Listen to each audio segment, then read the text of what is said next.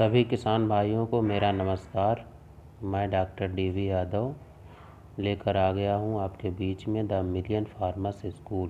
किसान भाइयों, कोरोना को ध्यान में रखते हुए आपसी सोशल डिस्टेंसिंग का ध्यान रखते हुए सभी लोग अपना मास्क और गमछा लगाए रहेंगे।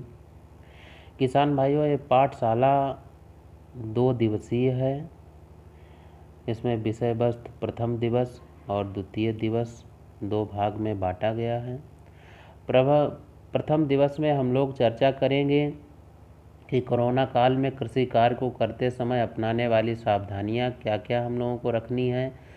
मृदा स्वास्थ्य के बारे में बात करेंगे, खरीफ फसल प्रबंधन के बारे में बात करेंगे और विभिन्न योजना अंतर्गत कृषकों को कौन कौन सी सुविधाएं कृषि विभाग से, पशुपालन और मत्स्य विभाग से दिए हैं उनके बारे में हम लोग चर्चा करेंगे तथा मनरेगा किसानों को कौन कौन सी सुविधाएं दी जा रही हैं, उनसे संबंधित कार्य क्या क्या कराए जा रहे हैं, इसके बारे में जानकारी आपको दिया जाएगा।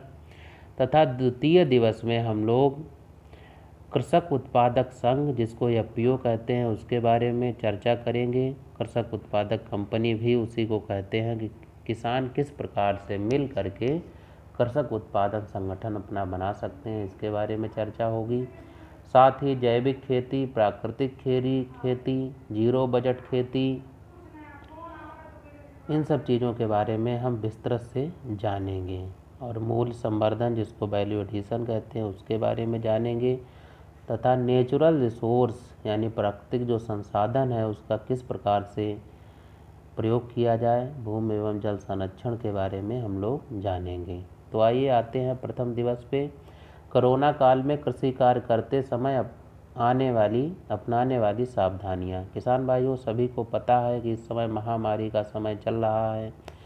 आप लोगों को लगातार 2-3 घंटे जब भी कोई काम करें तो अपने हाथों को साबुन से धुलते रहें।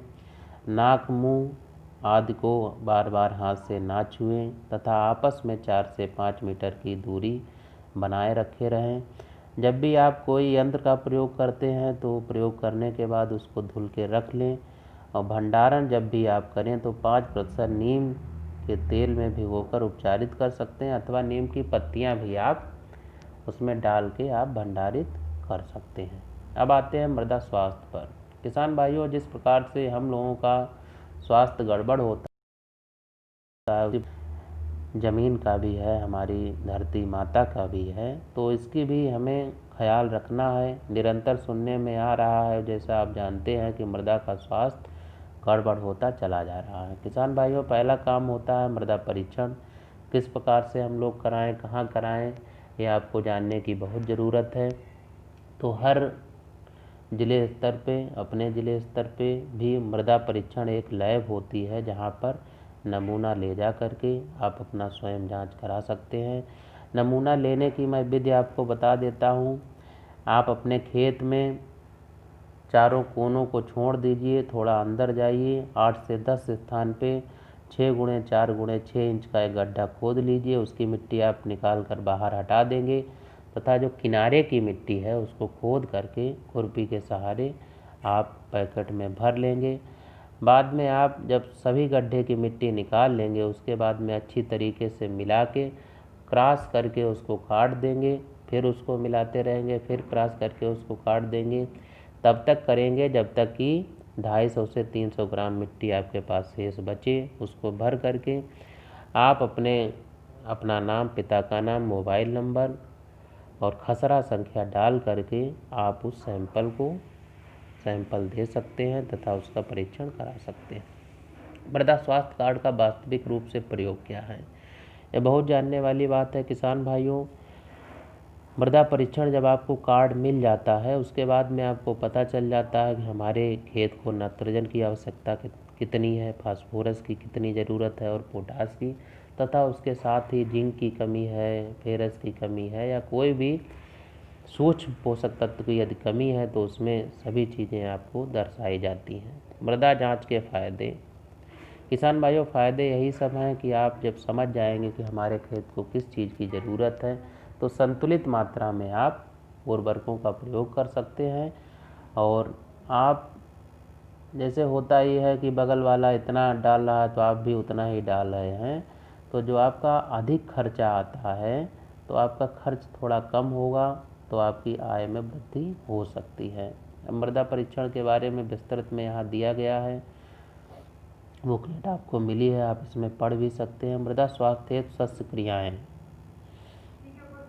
अच्छी मृदा स्वास्थ्य बनाने के लिए कुछ आपको सस्य क्रियाएँ करनी पड़ेंगी। किसान भाइयों, गर्मी की चाहे जुताई हो, गहरी जुताई हम लोग देखते थे, हमारे पूर्वज लोग जिस समय खेत खाली हो जाता था, रबी की फसल यानी गेहूं की फसल कट जाती थी, उसके बाद में गहरी जुताई करके कुछ दिन के लिए खेत को छोड़ देते थे और उसमें गोबर की खाद भी डालते थे, मेड़बंदी भी किया करते थे। इन सब चीज़ों से करने से जो फायदे हैं हम लोगों के, कि हमारे खेत में खरपतवार नहीं उग पाएगा, जो हमारे हानिकारक कीट हैं, उनके अंडे हैं, उनके लार्वा है, प्यूपा है, ये सब यदि आप गर्मी की जुताई करते हैं तो उसमें ख़त्म हो जाएंगे। अब किस प्रकार से गर्मी की जुताई करें, तो किसान भाइयों, जो हमारे पास आरएमबी प्लाऊ जिसे कहते हैं, यानी मिट्टी पलटने वाला हल, उसकी सहायता से आप 3-4 गहरी जुताई कर दें। गहरी जुताई करने से वही जो मैंने अभी लाभ बताया कि आपके खेत के जो खरपतवार हैं वो सब खत्म हो जाएंगे और कीड़े मकोड़े गर्मी की वजह से, धूप की वजह से सब खत्म हो जाएंगे, जिससे आपको आगे बहुत लाभ होगा।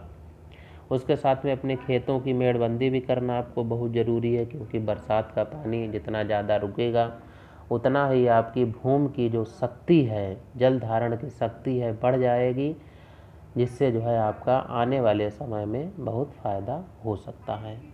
अब हरी खाद का प्रयोग, तो इसमें हरी खाद के रूप में आप ढैंचे का भी प्रयोग कर सकते हैं।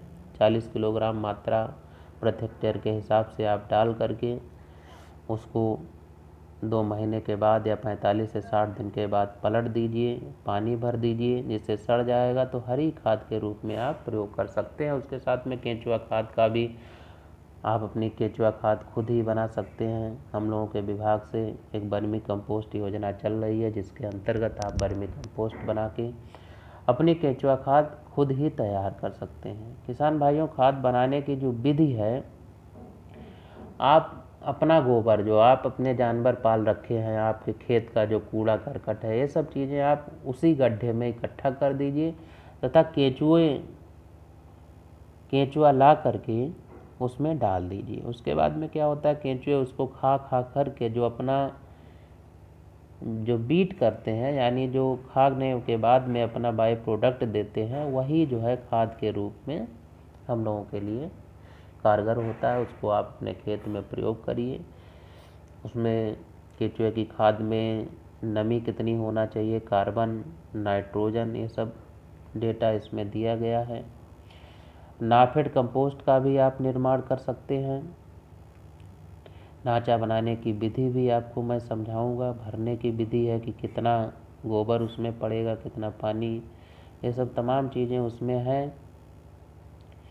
जैव उर्वरक का आप प्रयोग कर सकते हैं। पीएसबी बैक्टीरिया होता है, इसके बारे में आप इसको प्रयोग कर सकते हैं। माइकोराइजा है और राइजोबियम कल्चर, आप बराबर सुनते होंगे कि राइजोबियम कल्चर। किसान भाइयों, यह एक 500 ग्राम का पैकेट होता है। इसमें लगभग 5 से 10 करोड़ तक राइजोबियम बैक्टीरिया होते हैं। किसान भाइयों, इसका प्रयोग आप दलहनी फसलों में अधिक किया जाता है। तो आप इसको क्या करते हैं, गुड़ में या तो मिला दीजिए या तो गोबर में भी मिला के आप इसको छिड़क सकते हैं। तो उससे ये हमारे जो भी हानिकारक कीट हैं उनको जा कर के उनके ऊपर ये अपना प्रीडेटर का काम करता है, मतलब पैरासाइट का काम करता है, उनके लार्वा प्यूपा को ख़त्म कर देता है। इस प्रकार से राइजोबियम का आप प्रयोग कर सकते हैं। नीलहरित शैवाल है। जैव उर्वरकों की मुख्य विशेषताएं। किसान भाइयों, जहां आजकल जैविक खेती की बहुत बात चल रही है, बराबर बातें आती हैं कि रासायनिक चीज़ों को हटाइए, जैविक लाइए, तो जैविक की तरफ आपको आना ही पड़ेगा। इसके कुछ फ़ायदे ये भी हैं कि जैसे मान लीजिए आप जैविक का प्रयोग कर सकते हैं तो आने वाले भविष्य में हम लोगों में बीमारियां कम होंगी, हमारी मृदा स्वस्थ रहेगी, इसका एनवायरनमेंट पे प्रतिकूल प्रभाव पड़ेगा। तो ये सब चीज़ें हैं। इसके साथ में आ जाते हैं खरीफ फसलों उत्पादन पे। उर्वरक प्रबंधन आप किस प्रकार से करेंगे? तो मैंने अभी जो आपको बताया कि संतुलित मात्रा में आप उर्वरकों का प्रयोग करें। किसान भाइयों, जल प्रबंधन की बात आती है तो दो प्रकार का पानी होता है मुख्यतः, एक मीठा पानी होता है, खारा पानी होता है। तो मीठे पानी का जो इस्तेमाल है वो पीने के कार्यों में किया जाता है तथा जो खारा पानी होता है वो हम लोग कृषि कार्य करने के काम लाते हैं। किसान भाइयों, पानी का पहले तो आप संरक्षण किस प्रकार से करें? तालाब का निर्माण आप उसके लिए करा सकते हैं। आप अपनी खेतों की मेड़बंदी कर सकते हैं, बंधा आदि बना करके पानी को जितना आप घर का पानी घर में, गांव का पानी गांव में, खेत का पानी खेत में, जितना ज़्यादा आप पानी रोकेंगे उतना ही हमारी जो ज़मीन है उसकी जल धारण क्षमता जब बढ़ जाए तो उतना ही हमारी वो ज़मीन उपजाऊ हो जाती है। तो इस प्रकार से आप, अगली चीज़ आती है पोस्ट हार्वेस्ट मैनेजमेंट। किसान भाइयों, जिस समय हमारा उत्पादन हो जाता है उसके बाद में हम उसका रख रखाव किस प्रकार से करें? तो हमें दो तीन चीज़ें देखने की ज़रूरत है। जिस समय हमारा मान लीजिए गेहूँ कट रहा है, उसके बाद में कटने के बाद स्टोरेज में सबसे जो मुख्यतः चीज़ आपको देखने की ज़रूरत है कि नमी प्रतिशत 13 से 14% जो माना गया है, वैज्ञानिकों की सलाह भी है कि उतनी नमी पर आपको स्टोर करना चाहिए। तो हमारे किसान भाई समझ नहीं पाते हैं कि नमी कितना, उनके पास कोई मीटर तो होता नहीं है। तो इसलिए आप एक दाने को उठाइए और अपने दांत के नीचे रखिए, यदि कट की आवाज़ आती है तो आप समझ जाइए कि पर्याप्त नमी है, अब हम इसको स्टोर रूम में रख सकते हैं। पराली प्रबंधन की बात यदि की जाए किसान भाइयों तो बहुत ही बड़ा बिंदु है। अक्सर आपने देखा होगा कि गर्मी के समय में, नवंबर के समय में दिल्ली, हरियाणा, पंजाब की तरफ से धुआं जैसा उठता है जिसकी वजह से अक्सर वहाँ पे प्रदूषण बढ़ जाता है। इसीलिए सरकार ने सोचा है कि पराली ना जलाओ, इसको उर्वरक के रूप में आप प्रयोग करिए। आप पराली मत जलाइए, उसके लिए आप agriculture mechanisation for in situ management of crop residue संचालित है, जिसके तहत आप यंत्र भी लेते हैं, चाहे पैडी एक्स्ट्रा चापर हो, चाहे मल्चर हो, चाहे रोटरी थ्रेशर हो, जो SLMB प्लाऊ हो। तो ये सब यंत्र भी दिए जाते हैं जिनकी सहायता से आप पराली को ना जला करके आप वहीं खेत में मिला देते हैं, जिससे वो आगे चलकर उर्वरक के रूप में कार्य करता है। तो किसान भाइयों, फसल अवशेष प्रबंधन की बात हो गई। अभी कुछ बात आती है कीट रोग प्रबंधन की। अभी आपने देखा होगा कि टिड्डी रोग का बहुत बड़ा जो है प्रकोप रहा हमारे देश में, प्रदेश में। तो ये तो एक दैवीय चीज़ें हैं, उड़ने वाली चीज़ है, इसको आसानी से आप कवर नहीं कर सकते हैं।